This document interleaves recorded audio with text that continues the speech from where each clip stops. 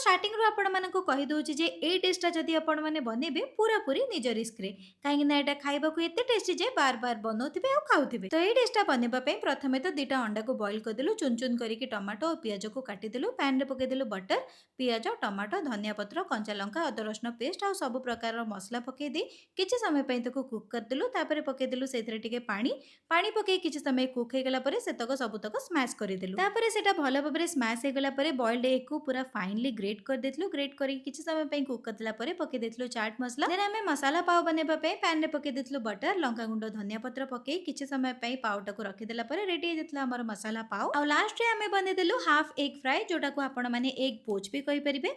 तापर रेडी हे जतला हमर अंडा घोटाला, जोटा कि बहुत ही टेस्टी हेतिला। माने जो माने एग लवर्स मु तो आपण मानकु कहिबे डेफिनेटली एटा गोटे थर ट्राई करंदु। आ ट्राई कले आपण माने पूरा पूरी फैन हे जे। तो एमती क्विक इजी और टेस्टी रेसिपी पई हमकु जल्दी जल्दी सब्सक्राइब कर दियंतु। आई होप आपण मानकु ए डिलीशियस रेसिपीटा भल लागिथिबो। जल्दी जल्दी ट्राई करंतु आ हमकु जणांतु।